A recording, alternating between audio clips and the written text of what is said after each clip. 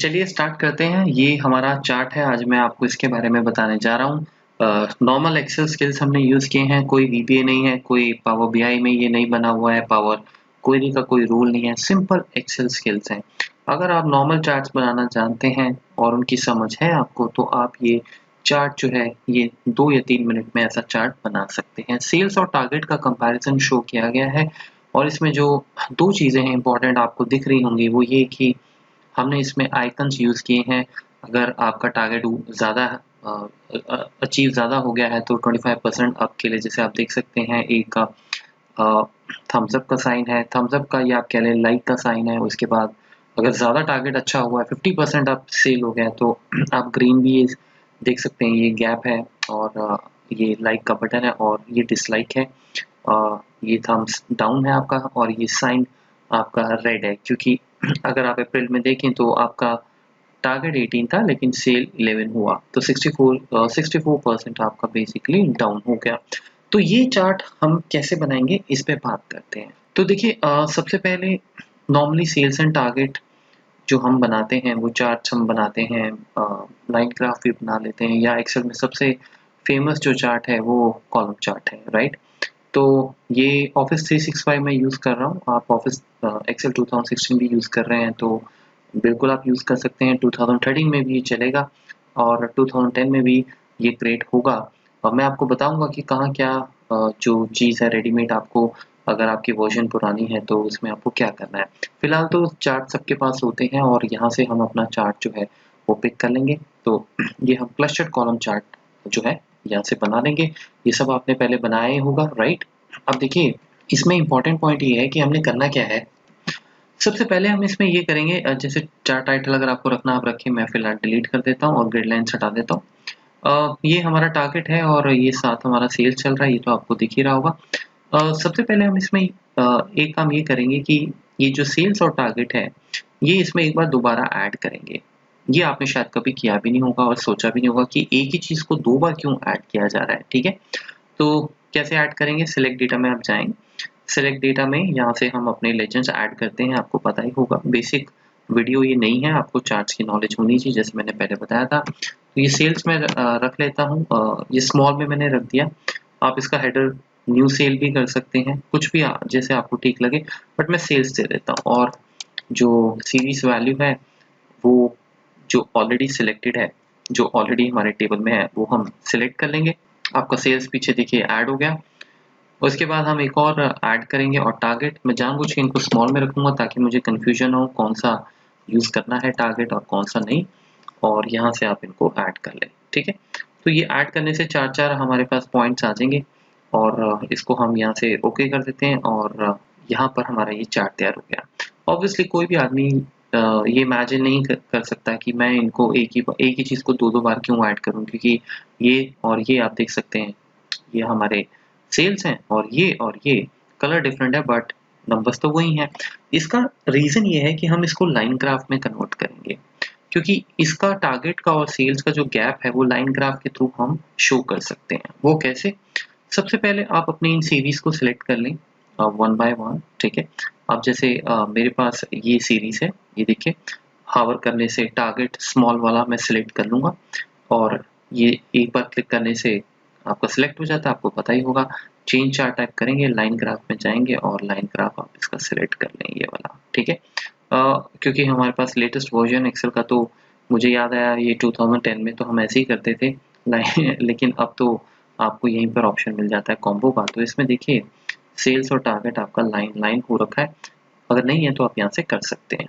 आपको सिर्फ line graph select करना है, ठीक है। ये स्मॉल वाले हैं जो हमने बाद में ऐड किए हैं। सेकेंडरी एक्सेस बिल्कुल नहीं करना, सिर्फ आप नॉर्मल ओके करें और ये देखिए ये आपके लाइन ग्राफ तैयार हो गया, ठीक है। अब ये हमने क्यों किया है, इसका रीज़न ये है कि लाइन ग्राफ में हम जो गैप है, जिनको हम बार्स कहते हैं, अप और डाउन के जो साइंस हैं वो हम शो कर सकते हैं, ठीक है। तो आप यहाँ पे जब इसमें से जब आप यहाँ प्लस साइन पे क्लिक करेंगे, ये चार्ट्स में हमारे पास ऑप्शन आता है। अगर आप पुराना एक्सेल वर्जन यूज़ कर रहे हैं 2010 या 2007 तो ये नहीं आएगा, तो ऊपर चार्ट लेआउट से ले लें, ये आपको पता ही होगा। ये अप एंड डाउन बार्स हमें चाहिए, जो अप एंड डाउन का ऑप्शन है, ठीक है। तो ये ऑप्शन अगर आपको इन केस नहीं मिलता है, अगर आपको यहाँ नहीं दिख रहा है, तो आप इसके इंसर्ट टैब में जाइएगा और यहाँ पे आपको वो मिल जाएगा। आप गूगल भी कर सकते हैं अगर आप पुराना एक्सेल यूज़ कर रहे हैं 2010 एंड आई थिंक 2013 अगर आप यूज़ कर रहे हैं, तो ये आप वहाँ से यूज़ कर सकते हैं। लेकिन अब हमें ये रेडीमेड यहाँ पे इमीडिएटली यहाँ से मिल जाता है। तो ये एक्टिवेट तब होगा जब आप इनमें से कोई भी एक लाइन सेलेक्ट कर लें, लाइन ग्राफ। जैसे मैंने किया अभी देखिए आ गया। हम यहाँ पे चेक मार्क इसको क्लिक कर देंगे और ये देखिए हमारे पास ये बना हुआ आ गया। ठीक है, अब ये जो गैप है इसको हमें कलर करना है। आप देख सकते हैं उसने इसका डिफरेंट कलर, एक वाइट सा कलर दे दिया है। ये वाइट जो कलर है हमारा, ये हमारा फेब में है, तो फेब में हमारा सेल कम हुआ है, तो बेसिकली उसने डिक्रीज वाले का साइन ऐसा रखा और यहाँ पे अप्रैल भी आप देख सकते हैं। तो ये कलर हम रेड करेंगे बाद में। ठीक है, अभी इसको बिल्कुल छेड़ना नहीं है और हम ये जो डिस्टेंस है, क्योंकि ये बिल्कुल ठीक नहीं आ रहा है, इसको थोड़ा सा इधर शिफ्ट होना चाहिए। तो आपने ऑलरेडी ये सब सिलेक्ट किया हुआ है, आप देख सकते हैं सिलेक्ट है, तो इसके फॉर्मेट सेल पे जाएं, कंट्रोल 1 आपको पता ही होगा शॉर्टकट की होती है। ये जो गैप विड्थ है इसको यहाँ से आप अपने हिसाब से चेंज कर लें। ठीक है, गैप विड्थ आपके एक्सेल वर्जन के अकॉर्डिंग इधर उधर हो सकता है, उसको ढूंढ लें। आपको ये चीज़ें तो पता ही होनी चाहिए क्योंकि हम नॉर्मल चार्ट नहीं बना रहे हैं। तो ये देखिए मैं इसको बिल्कुल यहाँ पे छोड़ देता हूँ, तो इससे क्या है कि डिस्टेंस इस तरह से क्लियर हो गया, मतलब मुझे तीनों चीज़ें दिख रही हैं, गैप भी दिख रहा है, टारगेट भी, सेल्स भी। अगर मैं इसको ऐसे कर दूँ तो ये थोड़ा सा बड़ा ही ये तो फिर कुछ मतलब ही नहीं बना इसका, राइट। तो अभी भी ज़्यादा स्पेस ले रहा है, तो आप मतलब अपने हिसाब से देख लीजिएगा कैसे आपको करना है, बट मेरे लिए ये बेस्ट है। ठीक है, तो हमने ये कर लिया, क्लिक करते हैं बाहर। अब सबसे पहले हम क्या करेंगे, इसको सिलेक्ट कर लेते हैं। ये आप जानते हैं ये एक हमारा सिलेक्ट होगा तो सारे सिलेक्ट हो जाएंगे जो भी उस कलर के हैं। हाँ, ये जो परफॉर्मेंस है ये ग्रीन होनी चाहिए क्योंकि ये अप है, तो हाँ यहाँ से हम अपना ग्रीन जो है लाइट ग्रीन, जैसे मैं लाइट ग्रीन चूज़ कर लेता हूँ।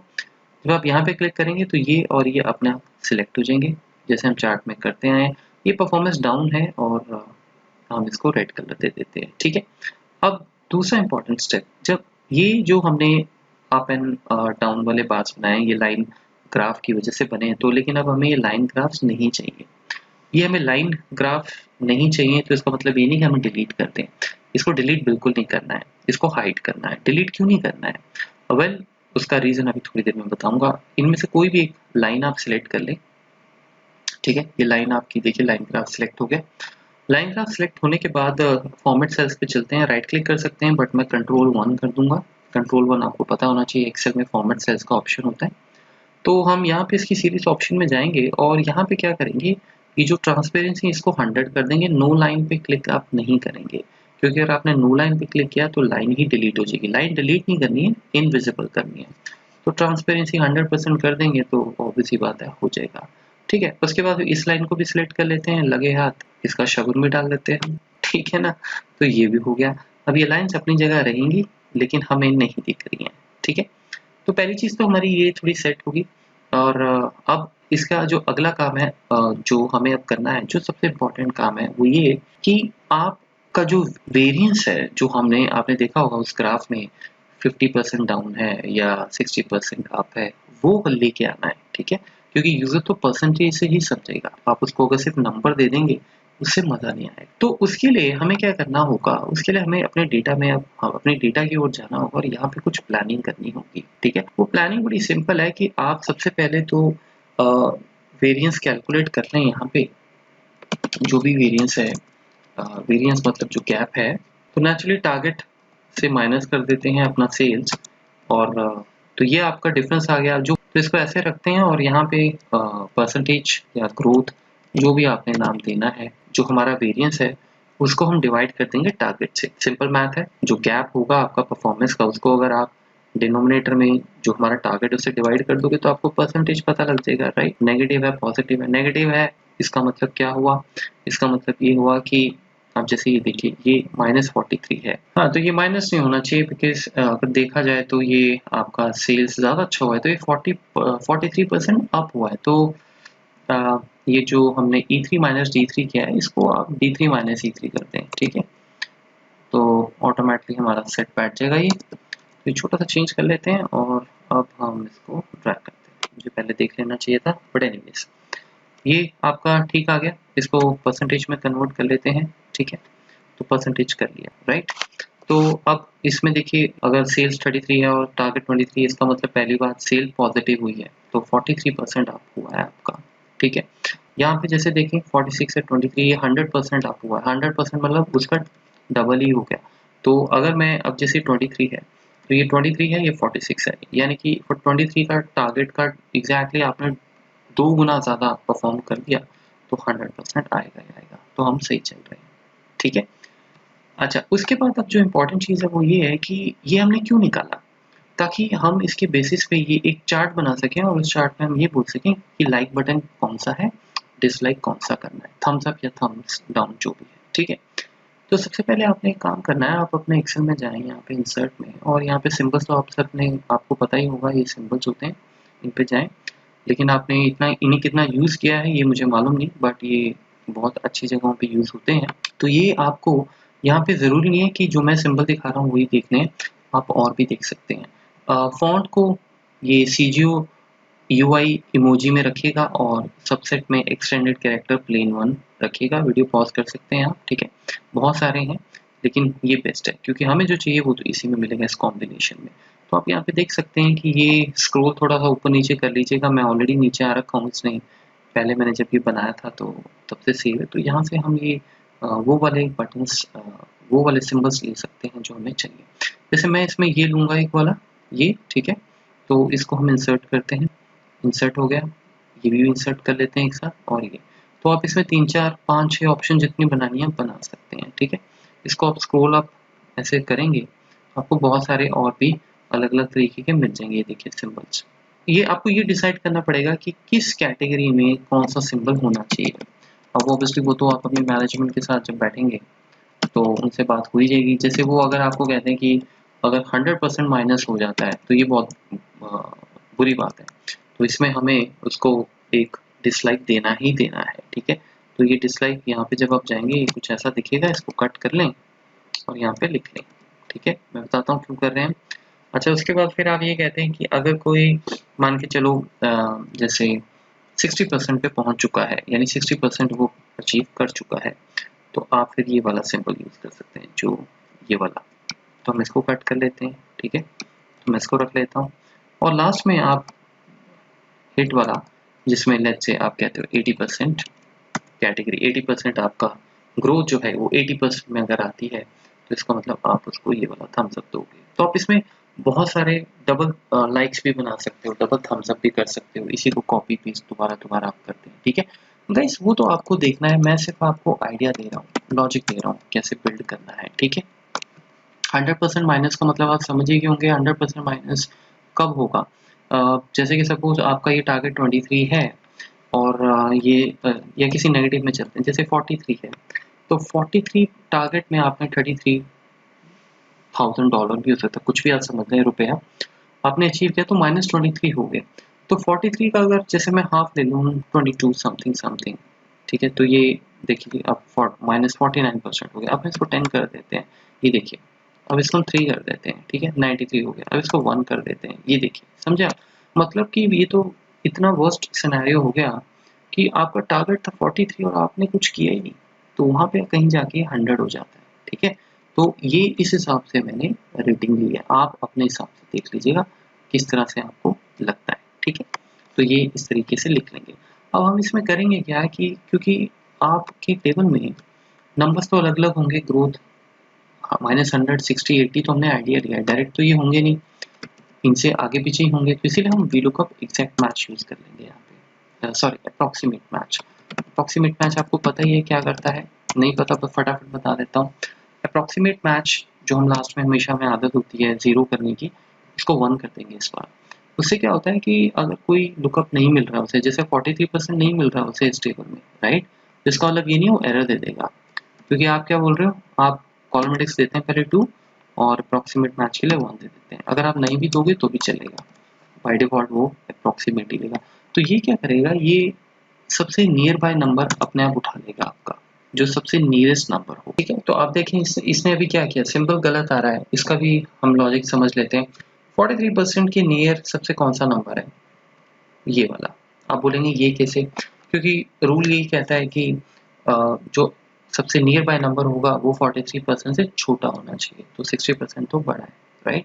हालांकि 60% ज़्यादा नियर लगता है, लेकिन वो छोटा नंबर उठाता है। तो इसमें हमने गड़बड़ कर दी कि हमें एक पॉजिटिव नंबर के लिए भी ऐसा ही कुछ सिस्टम करना चाहिए। तो ये जो मैंने 60% किया ना, इसको हम 0 कर देते हैं, बिकॉज अगर आप या फिर एक काम करते हैं, हम इसको हाँ, मेरे ख्याल से हम इसको 0 तो नहीं, हम इसको कुछ भी नंबर जैसे आप ले लें, जैसे 30 कर लेते हैं, ठीक है। तो 30% में हम ये कह सकते हैं कि भाई आपका सिंबल लाइक आ रहा है, ठीक है। तो हुआ ये कि 30% से, अब जैसे मैं यहाँ पे अगर फॉर एग्जांपल आपको समझाने के लिए, अगर मैं यहाँ पे कोई नंबर डाल देता हूँ 20%, ठीक है, 20% लाइक दिस, समझिएगा इस बात को। कौन सा सिंबल आएगा? सिंबल आएगा ये वाला, थम्स डाउन। क्यों? क्योंकि 20% की नियरेस्ट नंबर जो है, जो से छोटा होना चाहिए, कंडीशन ये है, वो -100% ही है, समझे आप? तो अब देखा जाए तो 20% अगर आपका ग्रोथ हुआ है, तो वो आप उसको डिसलाइक नहीं कर सकते, थम्स डाउन नहीं कर सकते, राइट? तो ये मैं आपको सिर्फ एग्जांपल दे रहा हूँ, बट आप जब अपनी कैटेगरी सेट करेंगे तो उसमें डिफरेंट वेरिएशन रखिएगा। जैसे -100 के बाद आप इसमें 0% रख सकते हैं। 0% के लिए कोई आप ऐसा आइकन चूज कर लें जो कह रहा हो कि कोई सैड सा आइकन जैसे आपने बना लिया, ठीक है। बट फिलहाल के लिए मैं इसको इस तरह से छोड़ रहा हूँ, ठीक है। तो हमने ये सिंबल्स की लिस्ट इसलिए बनाई थी ताकि हम वीलुकअप के लिए इसको यूज कर सकें, ठीक है जी। तो नॉर्मल मैथ्स हम यूज कर रहे हैं, कुछ खास नहीं कर रहे हैं इसमें। ये सब जो भी हम कैलकुलेशन कर रहे हैं, 100% में लाइक है आपका, उसके बाद माइनस में बिल्कुल सही चल रहा है, हमारे सिंबल्स आ गए, ठीक है। अब जब ये हमारे सिंबल्स आ गए तो हम एक और काम करेंगे कि क्योंकि आप ग्राफ में अगर ये सिर्फ आइकन शो कर दो तो ये तो पता ही नहीं लगा कि कितना परसेंट हाइक हुआ है, परफॉर्मेंस अच्छा गया है या कितना परसेंट डाउन गया है। तो इसमें गाइस हम एक काम करेंगे, हम इसमें इसको कंकैटिनेट कर देंगे टेक्स्ट फंक्शन से, और टेक्स्ट फंक्शन में हम ये वाली वैल्यू उठा लेंगे, ठीक है, ये वाली। और क्योंकि हमारा सिंबल जो है वो नीचे जा रहा है, अगर थम्स डाउन है तो मतलब वो माइनस में ही है, तो इसीलिए हमें माइनस की जरूरत नहीं है। तो हम अपना इसमें एबीएस फंक्शन लगा लेंगे।